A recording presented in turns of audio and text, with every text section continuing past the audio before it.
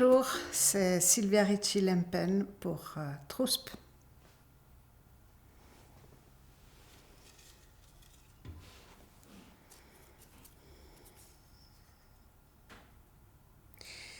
Quel mot vous évoque le plus de douceur?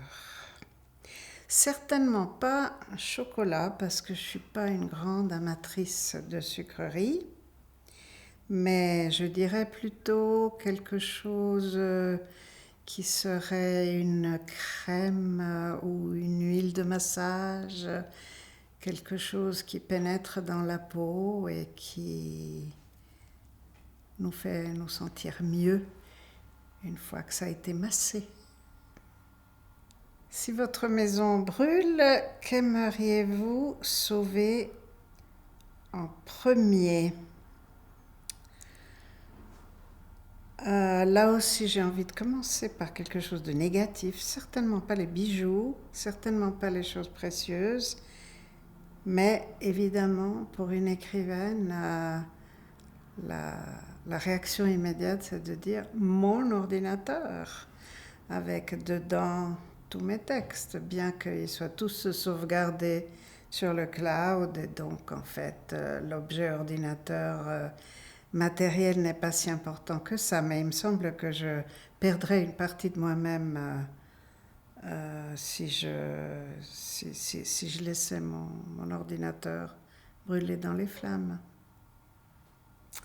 Si vous pouviez résoudre un problème dans le monde, lequel choisiriez-vous? Alors, je n'ai pas d'hésitation là, parce que le problème dont je me suis occupée toute ma vie sans y trouver de solution, c'est le problème des relations entre les hommes et les femmes.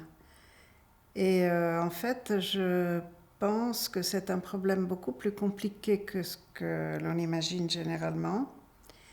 Je suis un petit peu agacée par une espèce de discours très bien pensant qui dit qu'on est à bout touchant de l'égalité et que dans quelque temps, ce fameux problème sera résolu. Je n'y crois pas une seconde. Je suis assez pessimiste parce que je pense que tant que les femmes seront associées à la nature et en particulier au mode de reproduction de l'espèce humaine, ce qui promet de durer, je crois, le problème n'est pas prêt d'être résolu. Mais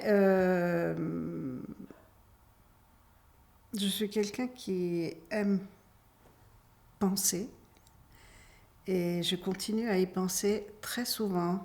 Des fois, au moment de m'endormir, je me donne un petit devoir de penser comme ça. Et cette question des relations entre les hommes et les femmes revient très souvent. Comment construit-on un personnage? Magnifique question. On a jusqu'à quelle heure là?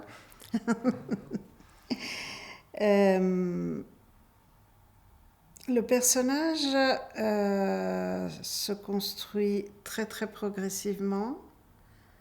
Peut-être qu'il y a une idée de l'histoire à laquelle il ou elle va participer. Je fais une petite parenthèse. Les féministes italiennes qui s'occupent de littérature ont mis en usage le mot de personaggia. Donc c'est un néologisme. Ça serait plus difficile à faire en français, mais on pourrait dire une personnage aussi. Mais enfin, je vais en rester à un personnage, en admettant que le masculin soit universel, ce qui m'agace un peu, mais c'est comme ça. La langue française est ce qu'elle est. J'ai fait un long détour. Le personnage, il est généralement à peine esquissé.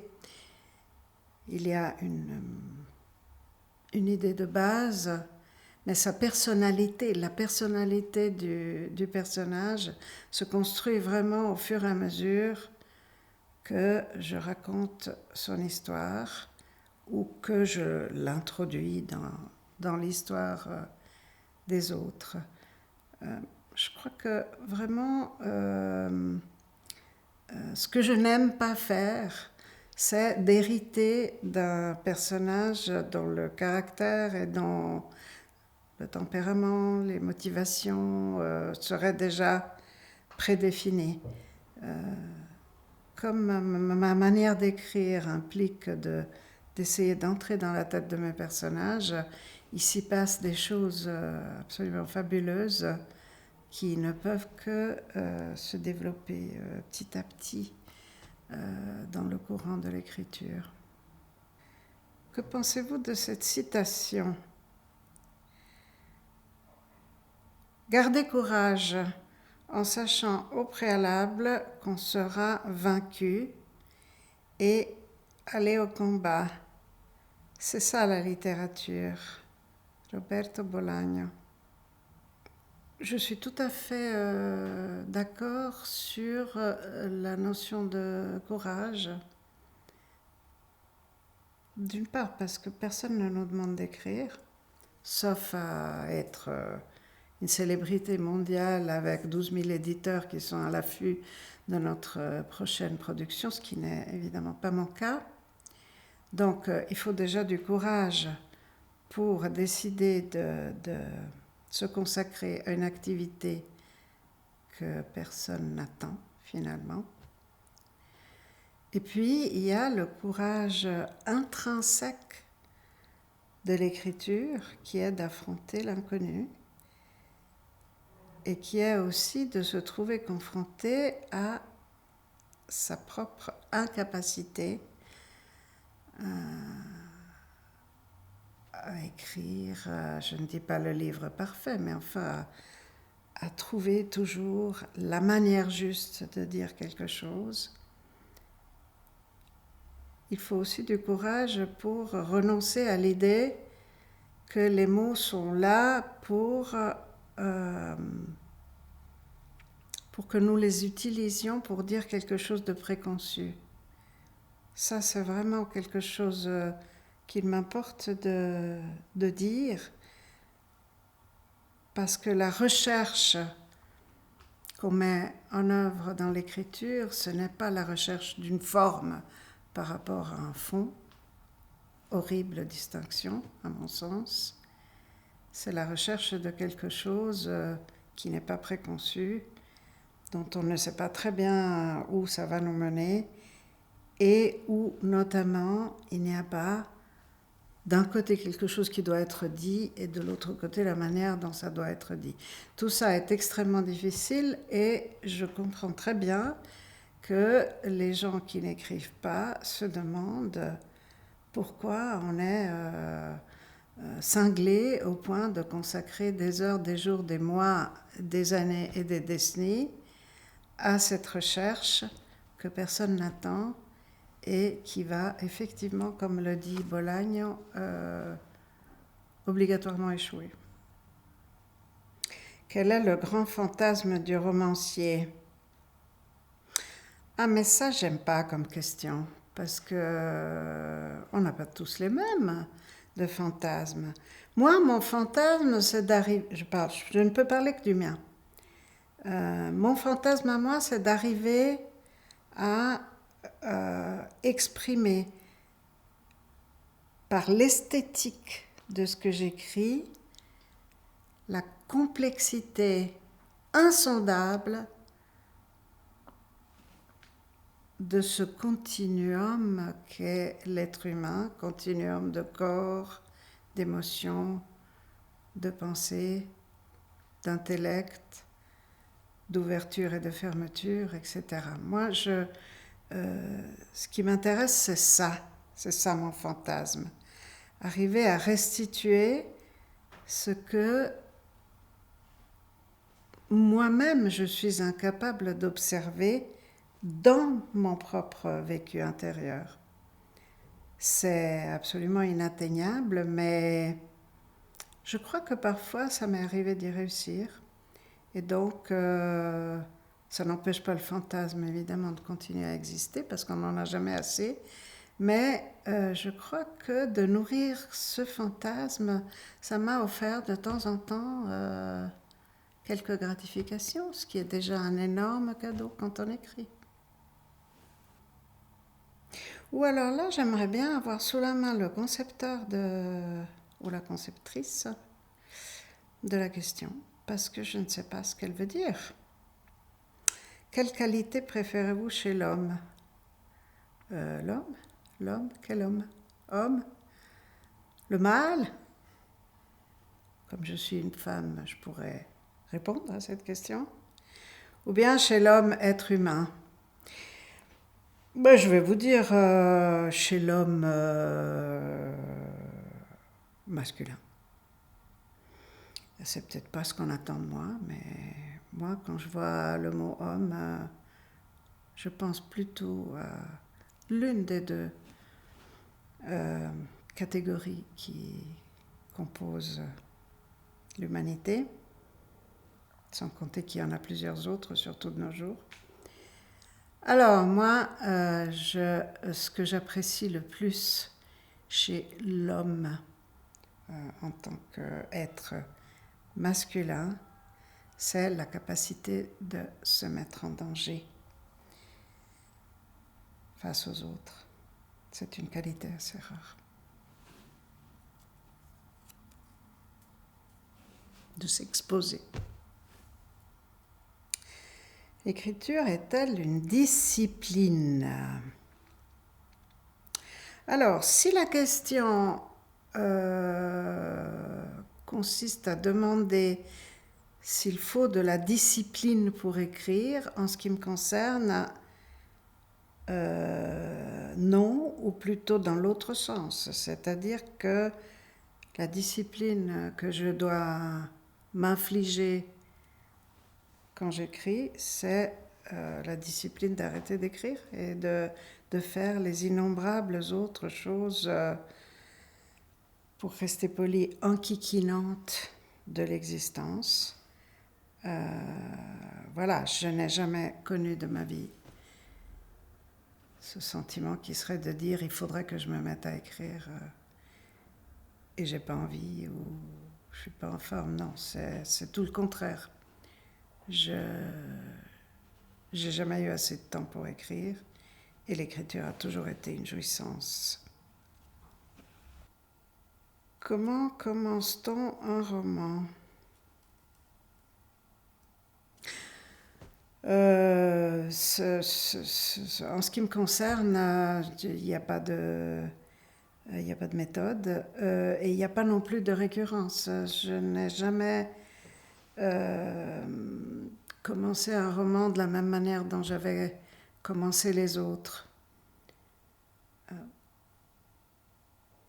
Il peut y avoir une histoire qui est déjà plus ou moins esquissée, ou bien non, l'histoire n'est pas tellement présente au début, mais c'est le ou la protagoniste. Il peut y avoir une idée, un thème.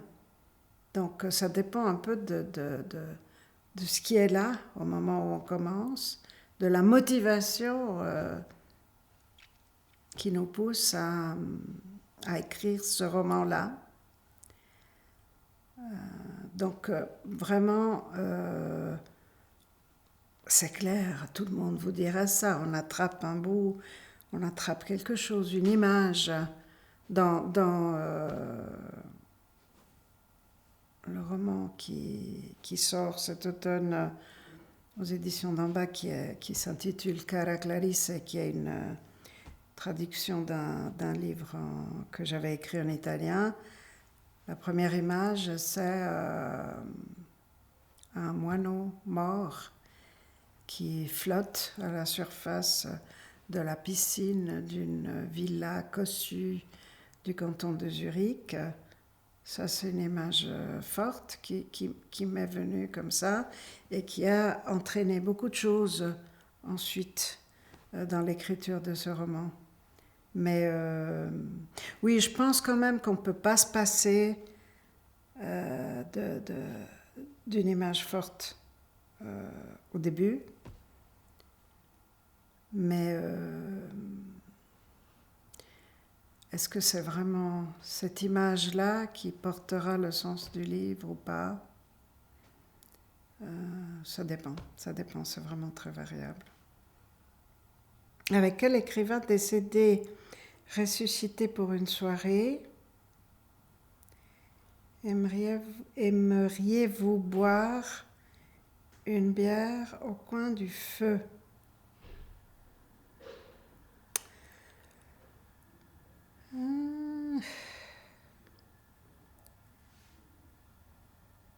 Ma première pensée immédiate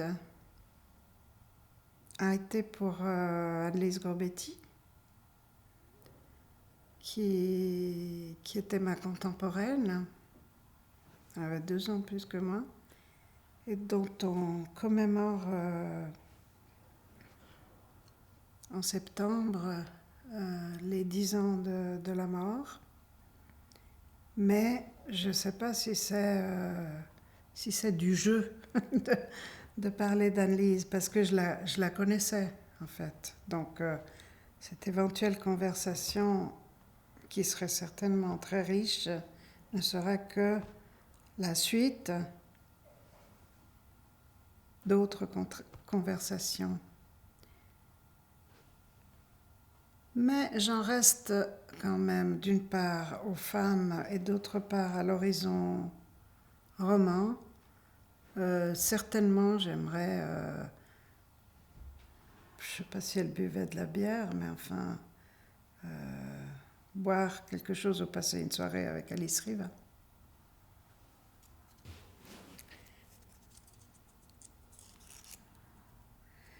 Dans quelle langue rêvez-vous? C'est une question qu'on m'a souvent posée et à laquelle donc j'ai une réponse très claire. Ça dépend de qui est dans le rêve. Mais, parce que donc je suis bilingue, donc oui, ça peut... si je fais un rêve aux figures, mettons mon frère, quoique mon frère est bilingue lui aussi, donc, mais enfin, disons une personne... de mon entourage italien, vraisemblablement je vais rêver cet échange en italien et vice-versa. Mais là, on entre quand même dans une question beaucoup plus complexe qui est, mais est-ce que nous sommes sûrs qu'il y a des mots dans les rêves? Moi, je n'en suis pas sûre. Je pense que la plupart du temps, dans les rêves, il y a quelque chose qui est préverbal, une idée ou surtout une émotion, une sensation s'exprime avec beaucoup de force dans le rêve sans correspondre à des mots. C'est d'ailleurs ce qui rend tellement difficile de raconter des rêves. Une amie me disait récemment, moi alors je ne supporte pas les écrivains qui racontent leurs rêves. On ne peut rien sentir de ce qu'ils ou elles écrivent. Elle a certainement raison, et pourtant j'appartiens à la catégorie des écrivaines qui racontent des rêves parfois. Mais c'est quelque chose de tellement mystérieux que la question de la langue, je ne suis pas sûre que ça soit la plus pertinente. Qu'est-ce qui vous rend heureuse? Je disais tout à l'heure que je suis surtout inspirée par les pays où il y a la mer. Ce qui me rend heureuse, il y a d'autres choses aussi, heureusement, mais enfin, ce qui me vient immédiatement à l'esprit, c'est de nager dans la mer. Dans la mer, je dis bien dans la mer, pas dans un lac, dans la mer, qui est cette chose fluide, vivante, qui à la fois nous porte et nous offre de la résistance. Je peux difficilement imaginer une situation plus jouissive que celle de nager dans la mer avec ce goût de l'eau salée, cette transparence, cette sensation d'infinité. Ouais, c'est certainement, mis à part des choses plus personnelles que je n'ai aucune envie de raconter ici, mais c'est certainement ce qui correspond de plus près à la sensation du bonheur. Comment imaginez-vous les années 2050 ? Je pense que ça sera très difficile. Parce que, et là c'est quelque chose qui déborde un petit peu simplement la question des années 2050, je pense que l'être humain tel qu'il a été fabriqué par l'évolution, nous, sapiens, Homo sapiens,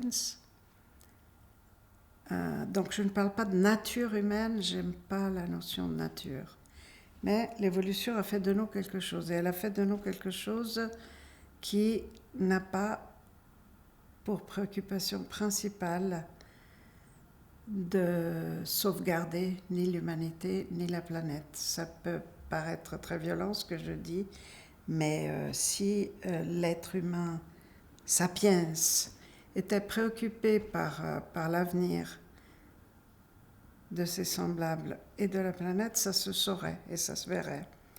Donc, je le dis sans porter de jugement, j'en fais partie de cette espèce Homo sapiens. Donc, je suis pessimiste. Je pense qu'il y aura quasiment plus de glaciers. Je pense que notre vie sera extrêmement difficile. Je pense que les gens qui souffrent de la canicule, c'est pas mon cas, j'adore la chaleur, mais enfin les gens qui souffrent de la canicule vont souffrir de plus en plus. Je pense qu'on cultivera des plantes complètement différentes de celles que nous cultivons aujourd'hui. Il y a un immense tournant qui va devoir être pris pour s'adapter à une réalité probablement très difficile pour beaucoup de gens. Quel est pour vous le pire des défauts ?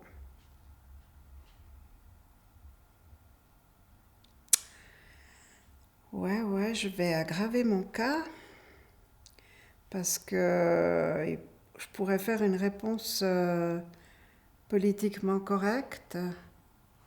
L'égoïsme, le manque d'humanité, enfin des trucs comme ça. Mais en fait, pour moi,